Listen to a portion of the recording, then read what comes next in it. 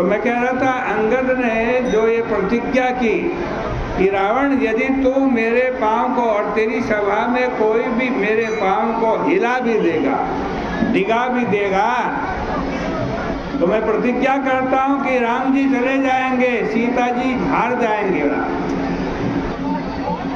बहुत से लोगों को अंगद की ये प्रतिज्ञा अनौचित्यपूर्ण लगती है कि ऐसा करना तो अंगद के लिए ठीक नहीं था।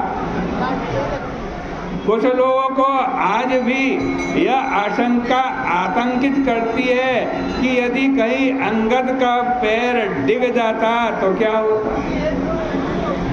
इस प्रकार की आशंकाएं दुर्बल और आतंकित मन का आज चिन्ह उपस्थित कर देती है।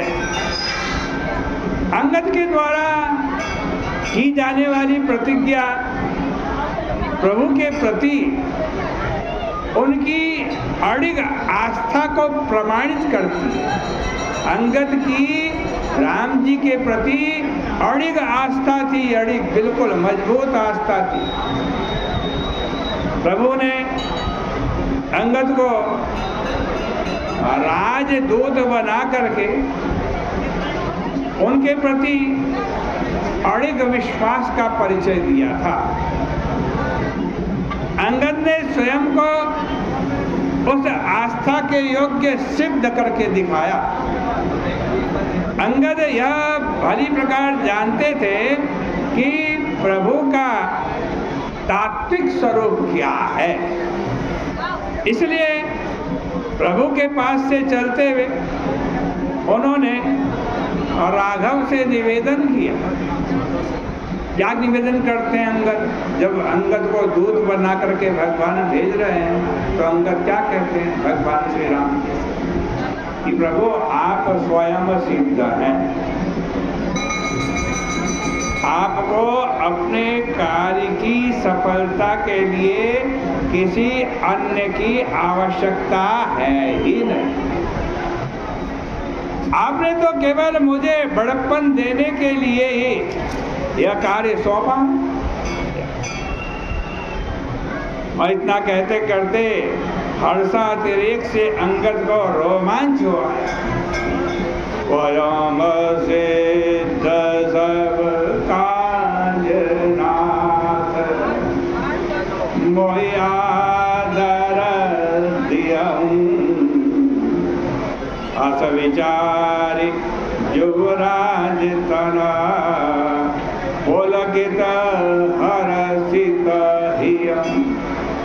प्रभु आप स्वयं सिद्ध हैं, अपना काम स्वयं कर सकते हैं और मोहि आदर दियहु, मेरा को सम्मान देने के लिए इतना बड़ा काम अंगद ने किया, ये सम्मान मुझे देने के लिए ये मेरे को सौंपा। और ऐसा विचार कर करके अंगद बड़े पुलकायमान हो रहे हैं, बड़े पुलकायमान हो रहे हैं। वस्तुतः अंगद अपने अंतःकरण में हनुमान जी को आचार्य के रूप में स्वीकार करते हैं। उन्होंने अविचल आस्था की प्रेरणा उन्हीं से पाई। वे प्रत्यक्ष अनुभव कर चुके हैं कि किस प्रकार अंजनी नंदन ने अकेले ही लंका को पराजित करने का कार्य किया बड़ी सफलतापूर्वक। रावण की सभा में उन्होंने जो उपदेश दिया था उसे भी वे मारुति के मुख से सुन चुके थे। जो हनुमान जी ने रावण को उपदेश दिया था वो आकर के हनुमान जी ने बताया था और उसको अंगद सुन चुके थे। उन वचनों पर अंगद को अटल विश्वास था।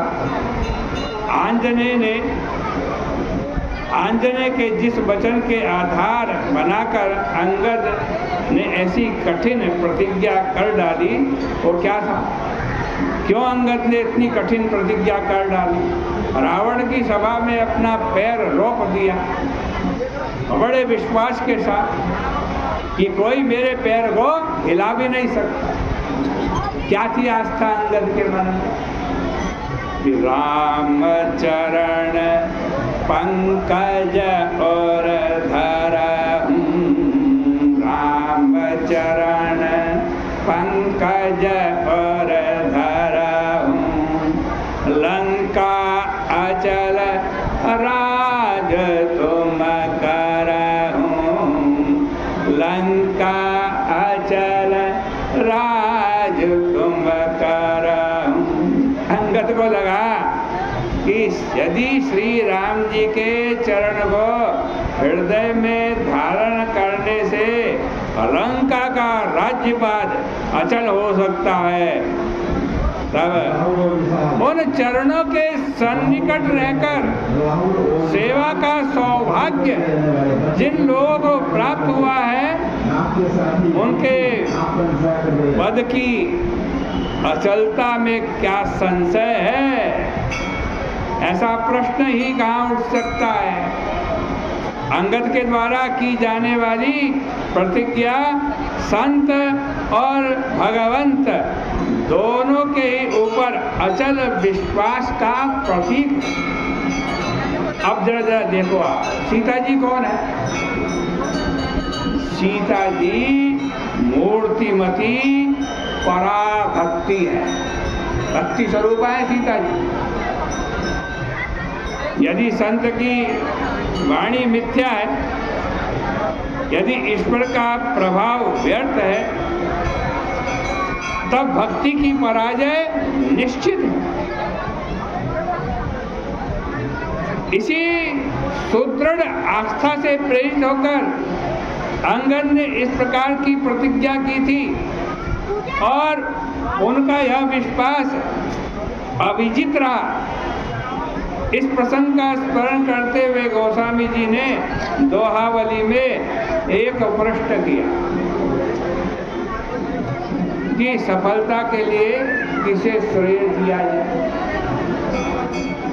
किसको श्रेय दूं सफलता के? सीताराम प्रभु जी। अंगद को श्रेय दूं या राम जी को श्रेय दूं? यह भगवान की महिमा का प्रतीक है या सेवक के विश्वास का प्रतीक है? समाज की कठिन पना यही तो ले कहेगा,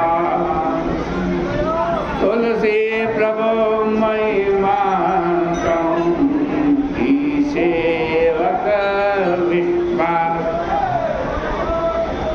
तुलसीदास जी कह रहे हैं इसमें मैं क्या कहूँ, सेवक की महिमा कहूँ, नहीं राम जी की महिमा कहूँ या सेवक का विश्वास कहूँ? वस्तुतः इसके लिए दोनों को श्रेय देना पड़ेगा, राम जी की महिमा को भी श्रेय देना पड़ेगा और अंगद के विश्वास को भी श्रेय देना पड़ेगा। महिमा के प्रभाव में और विश्वास के प्रभाव में, दोनों में ये काम होगा।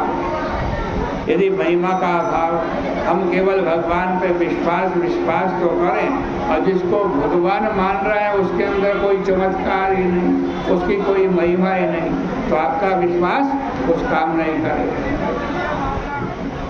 और यदि भगवान के अंदर खूब महिमा, भगवान के अंदर तो महिमा है, हमें महिमा का ज्ञान भी है लेकिन विश्वास नहीं, तो विश्वास के अभाव में उसकी सार्थकता सिद्ध नहीं हो सकती। इसलिए ईश्वर की महिमा पर अचल विश्वास ही भक्ति की सच्ची विजय है।